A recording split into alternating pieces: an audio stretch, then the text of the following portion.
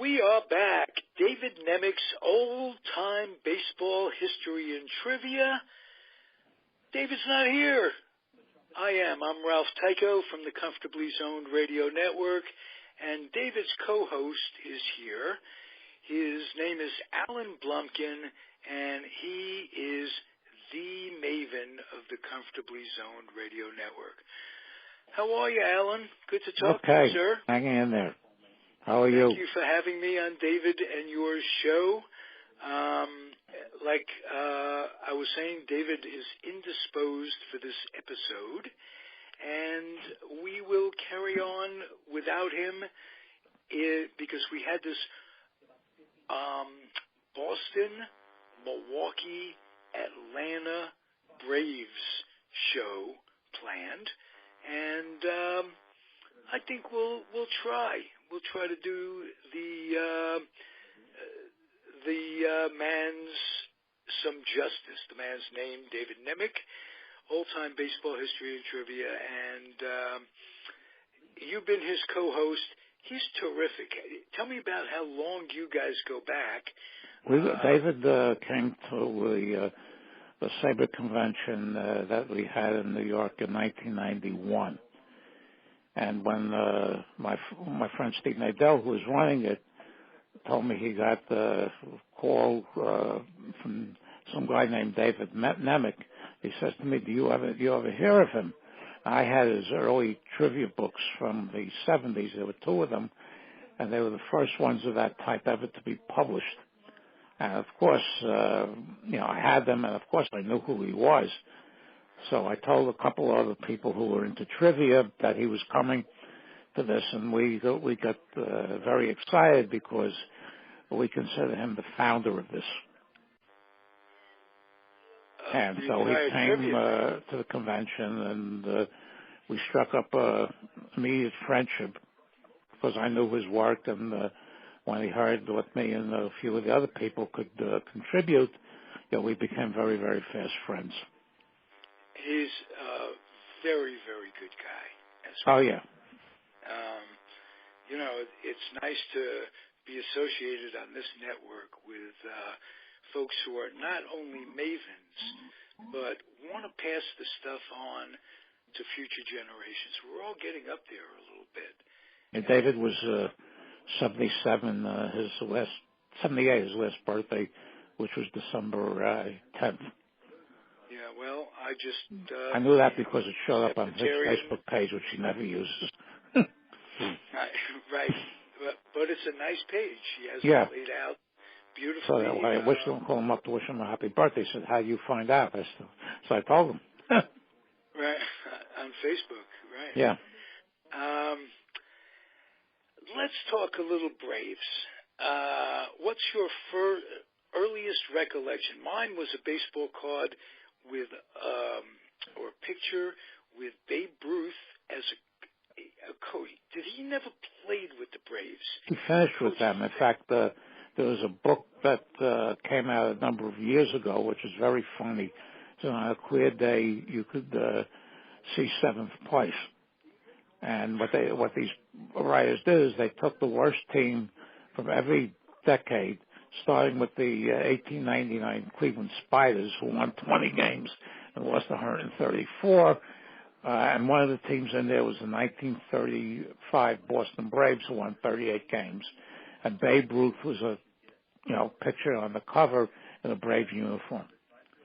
Okay. When the Yankees released Babe Ruth after 1934, the Brave owners thought that he would add something to them, and so he went there, supposed to be player or some sort of an executive, and he tried to play, and he hit 3 home runs in his last game in Pittsburgh on I think it was May 25th, 1935. And by the middle of June, he was hitting 181, and basically lost it all. So he retired as a player. Okay. Next thing I can say about the Braves, all through their history, they've had as either the best uniform in baseball or the second best. I mean, you could say the Yankees, you could say the Cardinals, right up there with iconic, classic uniforms. And to some baseball fans, that's important too. Well, the thing is, basically, that franchise has been around since the founding of the National League in 1876. They and the Cubs are the only two franchises from the first National League year in 1876 that are still around today. Of course, the Cubs haven't moved, but the Braves during the 19th century were pretty much a very good team. And then they were known as the Bean Eaters. They were known as a few other things back then. And Bees, right? Yeah, by the 1890s, they'd won pennants in 1878 and 1883. And then when the 1890s rolled around, they became a powerhouse. They won 5 pennants in 1891, 92, 93, 97, and 98 during that decade. And they had such players as Bobby Lowe, the first player to hit 4 home runs in the game. They had several other players who were in the Hall of Fame. Hugh Duffy, who was in the Hall of Fame, who still has a single season best batting average of 440. And they were and Kid Nichols, who won 360 games over his career and is one of the unknown great pitchers of baseball history. And what happened? Let's get back to Bobby Lowe, who hit 4 home runs in one game. This is the dead ball era, am I correct? This is 1892. It wasn't so dead back then. Oh, okay. And it got very, very lively after 1893 when they moved the pitching mound back from 50 feet to the current 60 feet 6 inches. Okay. So there was an era that preceded the dead ball era. Oh, yeah. 1890s was by far from dead ball, yeah. Yeah. My expertise goes from, like, Jackie's time, 1947. Okay. No, I'm not very good at I'm better than most, but not by no means an expert in this territory. So anyway, you are. You're better than most in the sense that you're an overall baseball maven. Thank you. That way. Then what happened when the American League was formed? The Braves' ownership was one of the cheapest in the National League as far as paying player salaries.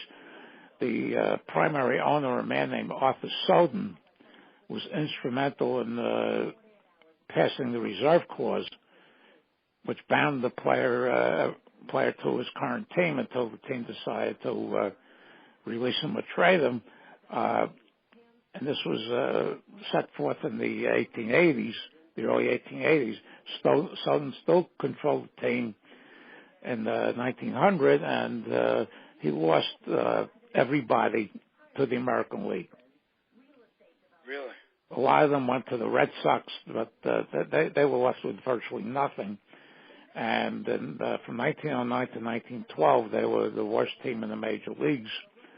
The only thing anybody really remembers them for is when Anthony Young in 1993 won a historic streak of losing ball games.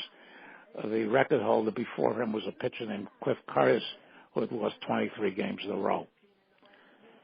And somehow after that, they managed to find some players. And then 1914, it was the Miracle Braves. They wound up coming back from 10 or 11 games being out in July of 1914 to wind up winning the National League pennant. And then sweeping the Philadelphia A's, the defending champions, 4 games in the 1914 World Series. Oh, that Philadelphia A's team was very, very powerful. So that had to be a big upset right there. A very big upset. And after that, things started to go downhill. And basically, they were, several years later, after the Red Sox finished trolling the bottom of the American League, the Braves started patrolling the bottom of the National League. Any player they got that was any good, they would get rid of for money. They had an owner named Judge Fuchs, who actually managed the team for 1 year. I think it was 1929, and he went bankrupt. And the team really had no money. They were playing in the spacious Braves field. They had no money for years and years and years, and it culminated with the 1935 team, which won 38 games and lost 117.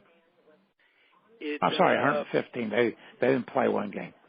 The 38 and 115. It strikes me that an owner managing a team. Yeah, it was everything. I mean, they got Wasn't Rogers. the last time that happened with the Braves, James? Yeah, it was Ted Turner for one game. Ted Turner. Yeah, for one game before they stopped. They stopped it. Right. But and there's a picture out there of him that I have somewhere, or it's on Google or Google Images of him in uniform. Oh yeah. Dugout. Yeah, they had a few good players over the years. They had Wally Berger, who was an excellent outfielder for about 10 years, who was ironically is the only starting member of the first All-Star game who was not in the Hall of Fame. And they had a couple of rookie pitchers named Ray Beggs and Jim Turner, who later went on to be the Yankee pitching coach for quite under Casey. And they won 20 games in their rookie year. I'm sorry, the other one was named Lou Fett, F-E-T-T-E. Won 20 games. They each won 20 games in 1937 team. And in 1938, Casey Stengel went to manage there. And he managed them through 1943, and he did the best with whatever mediocre talent they had there. He made enemies of this sports writer named Dave Egan, who later on went to hate Ted Williams. I was going to say that's yeah. The guy was a drunk. He was a drunk. Writers. Yeah, he was a drunk. And when Stengel was hit by a car in 1940, at the beginning of the 1943 season, he said the cab driver hit by a cab. He said the driver should have been given the Man of the Year in Boston sports. Yeah, lovely gentleman. So Stengel left after 43, and then a couple of years later, they brought in Billy Southworth, who had just come off managing the Cardinals to 3 straight pennants and 2 World Series from 1942 to 1944. How did it come that he, with all that success with the Cardinals, was either not working? Did he go? No, it was a very tragic story. He left the Cardinals in 1945. It's a very tragic story because his son, who was a bomber pilot, came back safe from World War II, and then in 1945 he was killed in a training accident at LaGuardia. Oh, wow. And Southworth started hitting the source after that. As one might. Yeah, it was really, really terrible. So the Cardinals let him walk, and the Braves picked him up. And in 1948, they actually put a team together with a young pitcher, a young 27-year-old pitcher by the name of Warren Spahn, Johnny Sain. He was 27 years old, out of the war. Yeah. Already, he was a war hero as well. Yeah, he fought in the Battle of the Bulge. And he ends up doesn't come to the majors until 1946 was his first real year because he came up for a cup of coffee in 1942, but he didn't have any decisions. Okay, so he goes on to win 300 games. 363 games. So anyway, they had Sain and Spahn. They used to say Spahn and Sain and pray for rain. The second baseman was Eddie Spanky, who they'd gotten from the Dodgers when the Dodgers decided to move Jackie Robinson from first base to second base. And Alvin Dark was a rookie in 1948. He had played football and baseball at LSU. And they had Bob Elliott, who they had gotten from the Pirates, who in 1947 was the MVP. He was a third baseman. And the team wasn't great, but it wasn't bad. And they wound up winning the pennant because the Dodgers basically had a number of issues. That was the year that for the Dodgers where DeRocha left in the middle of the season to go to the Giants. Right. And they had an issue with, DeRocha screaming at Rickey to bring up Campanella, who was in the American Association, because the Dodgers had no catching at that point. And so the Braves wound up sneaking in. Now, and they wound up. Has been reputed to be a catcher when he first came. Yeah, he first came up as a catcher, and DeRocha told him in 1948 to get a glove. You move into first. Okay. So they had to move Robinson to second in conjunction with Campy coming up. Yeah, and they had to move Jackie Robinson to second to make room for Hodges to play first base. So Stanky became expendable. So Hodges was never going to be an adequate major league catcher. Was that the? I don't know how good he was a catcher, but let's put it that way. DeRocha saw something in him, said, "You put this guy at first base." Okay. And the rest we know is history. Probably also calling up Campy, as great as Campy was. Yeah. That worked. And in 1949, Saint had a very bad year. And at the end of that season, Southworth had left the team. They made a trade with the Giants when they sent Stanky and Doc to the Giants for Sid Gordon, Willard Marshall, and a shortstop named Buddy Carr who couldn't hit it all. And this trade turned the Braves into a second division team to the point where and made the Giants contenders. Made the Giants an immediate contender. All through the 50s and yeah. won in 51. And the last Stanky was won by 54, but Doc was instrumental for a lot of years. Yeah. Doc was a very underrated ball player. Stanky was traded to the Cardinals after 1951 and became the manager there. Right. And so anyway, that trade wrecked the Braves, and by the time their last year in Boston, 1952, they finished seventh and drew 281,000 fans for the season. I mean, they had always been, almost since their inception, second fiddle to the Red Sox. But this was, 1952 was the coup de grace, and the owners moved into Milwaukee essentially to prevent Bill Veeck from moving the Browns there. Milwaukee was the top farm team of the Boston Braves, and they had the territorial rights. So rather than let Veeck move the Browns to Milwaukee, which he wanted to do, the Braves decided to move to Milwaukee a week or two before the 1953 season opened. And some of the Topps and Bowman cards that came out in 1953 still have the B on the cap. Oh, really? Oh, yeah. It was such a late move. And as Topps would do, there were times when they would airbrush. A lot of the Milwaukee caps that they show in the 53 set of air, you can tell they're airbrushed. Right. But Topps did that all the time back in those years. So anyway, they went to Milwaukee. They got an incredible reception, and they drew almost $2 million in the first year, and all of a sudden vaulted from seventh place to second place. And the players that were there that would still be around when they finally won it in 1957 were Eddie Matthews, who's a rookie in 1952 in Boston, Warren Spahn, Lou Burdett, who was essentially a rookie in 1952 in Boston, Johnny Logan was a rookie in 1952, and the fifth one, who technically wasn't on the team in 52 because he was in the Army that year, was Del Crandall, the catcher. I was going to say. Absolutely. So that was the backbone of the team that finished second. They made a very, very profitable deal when they picked up in the winter of 1953 winter of 1952-53 when they picked up Joe Adcock from Cincinnati in a 4-team trade.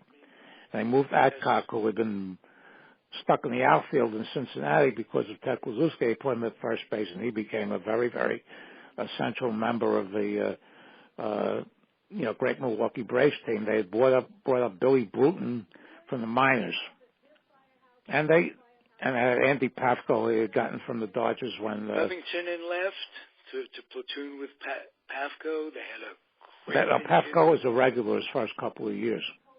He wasn't that old then. He aged when he was playing there, and Bruton they brought up from AAA. They always had a couple of holes for a while. They had second base and one of the outfield positions. So in the winter of 1953, they made a trade with the Giants, another trade. Yes. So they got Bobby Thompson, and the Giants got Johnny Antonelli. Okay, there were certain other fringe players. Until Antonelli moved to San Francisco. Yeah, and this was there were some other fringe players in the trade, but there was basically those two for each other. And in spring training in 1954, Thompson broke his ankle. So that led them to bring up this kid up from the Class A South Atlantic League, a 20-year-old kid by the name of Henry Aaron. Wore number 5 at the time. Yeah, at number 5. And Johnny Logan told the story when he was at our convention in Milwaukee in 2001. And he said the manager asked, Aaron was a second baseman in the minors. And the manager asked Johnny Logan, what do you think of this kid? I said, he's going to be a Hall of Famer. Get him out of the infield before he gets killed there. Right, he came up as a second baseman. Second baseman, yes. I put him in the outfield where he placed Bobby Thompson. And, safe to say, he did that fairly well. Yes, he did. And the second base, because I too am a trivia buff. Yeah. There was one player that you hit upon, Eddie Matthews, who came up with Boston, moved to Milwaukee, and if I'm not mistaken, he's the only player to play. Crandall did not. No, he's the only one that played in all 3 cities. In all 3 cities. Yeah, he was last year in Boston and the first year in Atlanta. Right. Now, this team with the guys like Buell, for instance, who has a reputation, Burdette, Adcock, not Adcock so much as Matthews, these guys were Frank Torrey. These were some partying guys. Yeah, Frank Torrey was essentially a backup, and because he didn't have the hitting the way the way Adcock did. But he was a terrific fielder. Yeah, Joe's older brother. Yeah. Yeah, made a nice little platoon. And I remember as a kid growing up in the Bronx, sitting and reading the paper, the winter paper. Crandall was hurt in 61 or so. And Brooklyn, New York native, Joe Torre was going to be called up. I thought that was so cool that he'd be joining his brother, who was still there, if I'm not mistaken. Yeah, he was. And talking about perseverance, Frank passed away a couple of years ago, but he lived about 10 years with a heart transplant. Yeah, he was several years older than Joe was. Yeah. And one of the things also, they had a persistent hole at second base. After 1953, they traded a bunch of players to the Pirates for a second baseman named Danny O'Connell. Now, O'Connell hit 279 in 1954, his first year with the Braves, but steadily went downhill. And what they did during the 1957 season is they shipped O'Connell and Bobby Thompson, who had outlived his usefulness there, a pitcher named Ray Crone, back to the Giants for Red Shaney's. Wow. The Giants had gotten Shaney's from a little trivia in. Yeah. O'Connell was Bobby Thompson's teammate, and he was the one, basically, that would rib Thompson about Branca's signs being stolen. And reputedly, according to the book Green Cathedrals, if O'Connell hadn't been such a jerk to Bobby Thompson, none of this would have come out about the sign stealing and stuff like that. I don't remember the exact how it all came about. Now, there's a lot of theories on that. We can go into that but some more. O'Connell kind of filled in Branca as to what was happening and enraged an already enraged man. And there's a lot of stuff going on about that, but Danny O'Connell was instrumental in all of that in some way. I'm going to have to reread that book. Tough for a Giant fan to read a book that says with almost absolute certainty that Bobby Thompson knew what pitch was coming. Yeah, well, we can go into that some other time. You know, Branca didn't have much more than the fastball at that point, and his fastball wasn't fast enough. But O'Connell later went on to the expansion Senators, and then the winter of 1963, he was killed in an oil crash at the age of 40.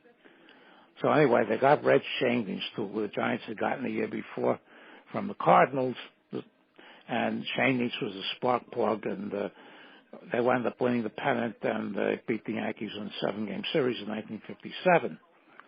In 1958, they were back. You got to throw a little Nippy Jones in there. Not Nippy Jones, yeah. That's up at Matthews' game-winning home run, and that was a series with Lou Burdett shut them out twice and won 3 games.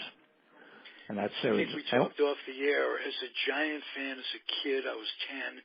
The Giants were moving at the end of 57. I really couldn't root for the National League. I rooted for the Braves very, very hard. And really have been a brave apologist on some level, although it's never been easy for me as a fan. Once the Mets came in, I became a Mets fan, and there you go. But Braves were intriguing for a number of reasons. I think that 57-58 Braves team, and again, Shane Diggs made a big difference. He was a big step up from Ditmar, if I remember correctly. On 58, they won again. They won the pennant again. And then they took a 3-1 lead in the World Series, and the Yankees came back to win 3 straight and beat them. That was the series that Bob Turley was the Yankee hero. He won the 5th game, won the 7th game, and saved the 6th game, and that was his last year before his arm blew out. And they still had Spahn, and still had the core of that team through about 1961. They wound up losing a playoff to the Dodgers for the National League pennant in 1959. And when they started, slowing down, they started drawing less and less in Milwaukee. And what happened in 1961, or 1962, the owners of the Braves, the same ones that come over from Boston, sold out. The Perinis sold out to Bill Bartholomew and Company. And what happened with the emergence of the Minnesota Twins in 1961, it cut the Milwaukee Braves television area down. Because the Braves are the northernmost National League team. They were televising into Minnesota, into Iowa, into the Dakotas. And when the Twins came in, that cut that market off. So that's the reason that the ownership started making moves to Atlanta. And in 1965, which is the last year in Milwaukee, the Braves had held them there. Milwaukee had held them there to the last year of their lease on Milwaukee County Stadium. They drew about 450,000 for the year. This is the same city that when they were winning pennants would draw over 2 million. Wow. So they moved the Braves to Atlanta. By that point, Spahn had already been gone. And, Matthews was starting all those to say. guys they had traded Bruton For Detroit, Burdett was on the Cubs, Bob Buell was on the Cubs, Crandall was on the Giants, Adcock was on the, I believe the California Angels. Yeah, and they had basically gotten rid of. They managed Cleveland later on. Yeah. So, so they went to Atlanta for the 1966 season, and for the most part, outside of the division title in 1969, when they beat they were beaten by the Mets in the first National League Championship Series, they were pretty bad. And the only thing they had going for them was Henry Aaron, who, of course, was hitting home runs with a very good rate, topping it off with the number 715 at the beginning of the 1974 season, a nationally televised game against off Al Downing and the Dodgers. They were an interesting team, probably because we got to see them on television almost every day. Every night, because Turner, when he bought the team, created the Superstation. Ted Turner. Right. That was really a turning point in sports. Yeah, the only thing they really did, during that whole time was when the team spearheaded by two-time MVP Dale Murphy won the National League East in 1982, and were immediately swept out in the LCS that year by the Cardinals, who went on to win the World Series against Milwaukee, of all places. Right. And Milwaukee was also shafted by the National League when they did the second expansion in 1969 because they held the Braves there for one extra year, so the National League awarded franchises to Montreal and San Diego, and the only reason Milwaukee got a team back is because the Seattle Pilots went bankrupt about a week or two before the 1970 season, and Milwaukee was the only city that had a stadium that was ready. Wow. That's the only reason they got a team back there. Within a couple of weeks period where people had to imagine scheduling, reservations, all of these things. Oh, yeah.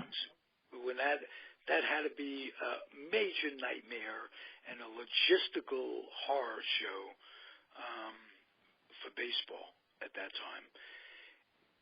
Wasn't baseball in its highest light, because within a few years they brought another franchise to Seattle. So that was because of an antitrust suit. Okay. The senators from Washington, state of Washington, threatened to take away baseball's antitrust exemption. They didn't put a team back in Seattle. It was the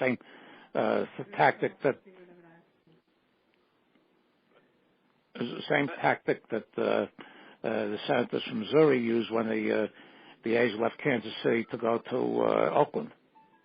That's why they put the team back. The Royals, they put them back after a one-year absence.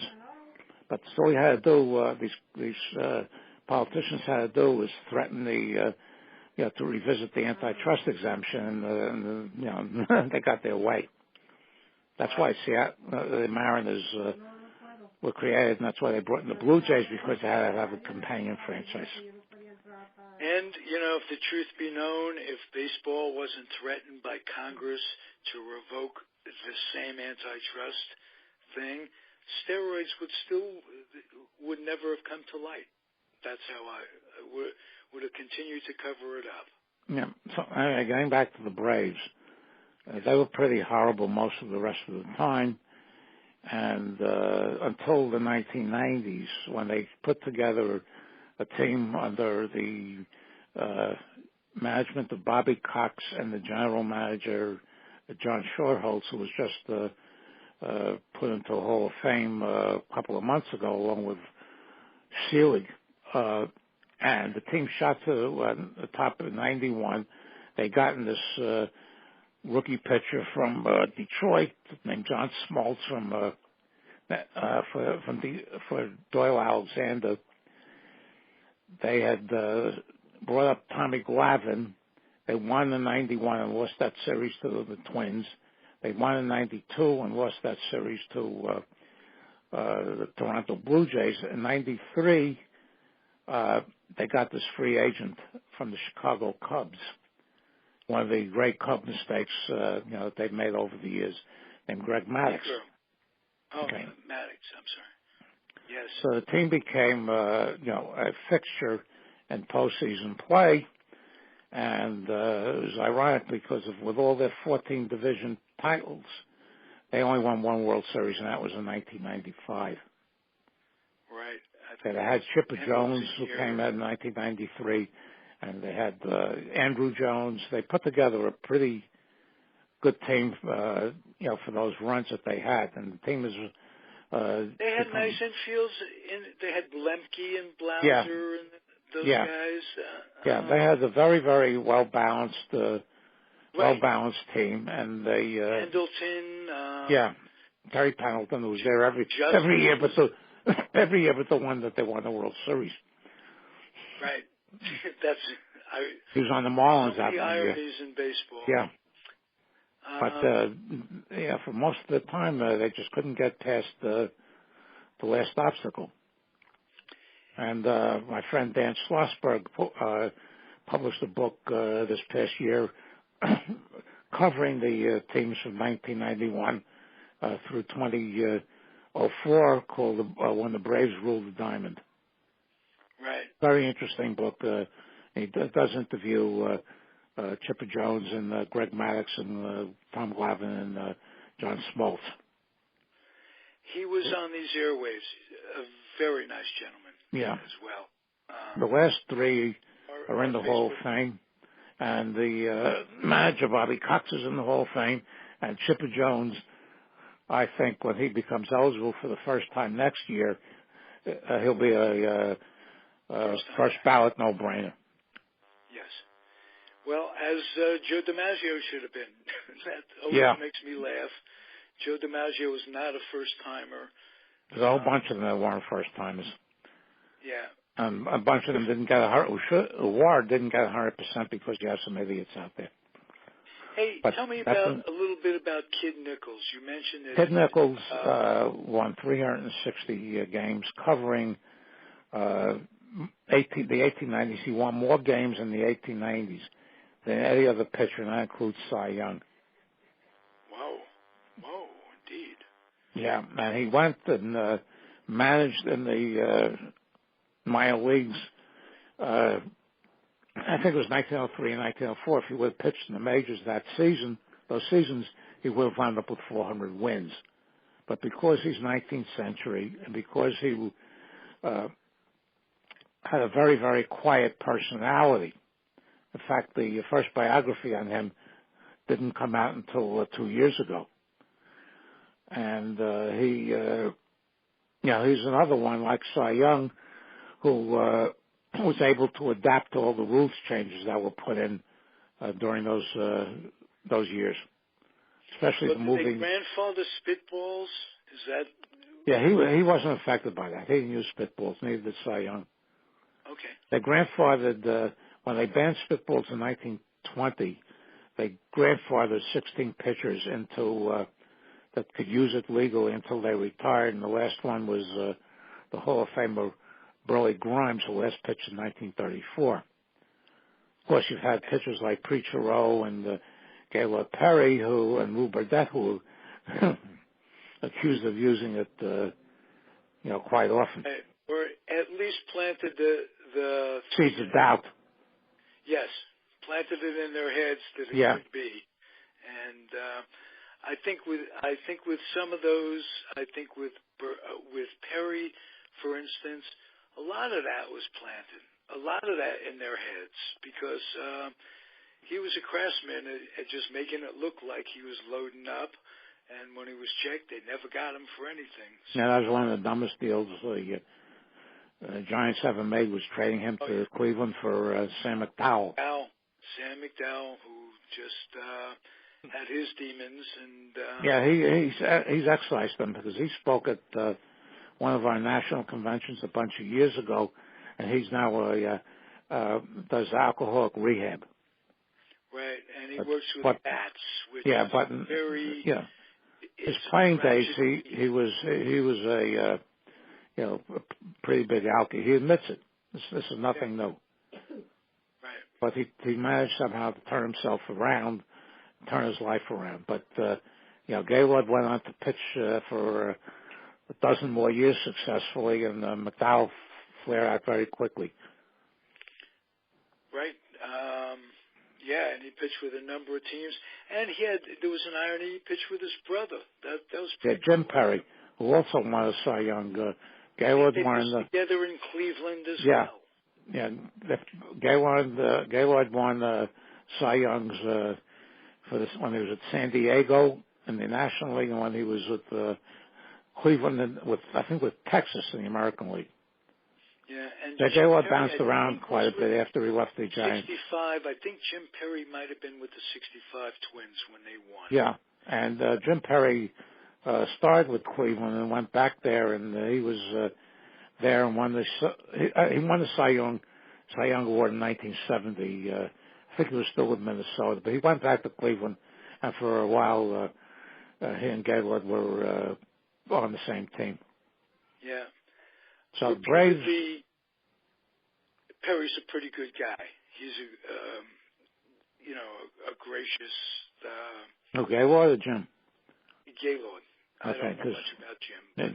Jim had a son named Chris Perry who was a fairly successful professional golfer. Oh, really? Yeah, he wasn't in the Tiger Woods or Phil Mickelson or any player like that, but I saw him play a number of times in these tournaments. He cashed every once in a while. Oh, that's pretty good. That's spoken like a New Yorker. He cashed. Yeah. You're Damon Runyon. I got Damon Runyon on the line. Thank you, sir. We've had a nice episode. Okay. If Gary, David Gary, back next week, what are you guys going to talk about? Well, I'll let him think. I'm open to almost anything. You certainly are. You're our Tommy Heinrich at the Comfortably Zoned Radio Network. Okay. Tom, I'm sorry he couldn't be here today, and I'm hoping to talk with him next week. Absolutely. Okay, Ralph. Thank you, sir. You're welcome. You Always take care. Enjoy your company, sir. Okay. We'll see Bye-bye. you on the basketball show. What about Sunday night? Is there one Sunday night? You're on. Okay. And me, we're going to do a little goalie. Okay. Back. Okay. All right. Bye-bye. Talk to you soon. Bye. Everybody out there, thank you very much for tuning in to a Comfortably Zoned Radio Network production. This has been fun and enjoyable. Thank you for joining us.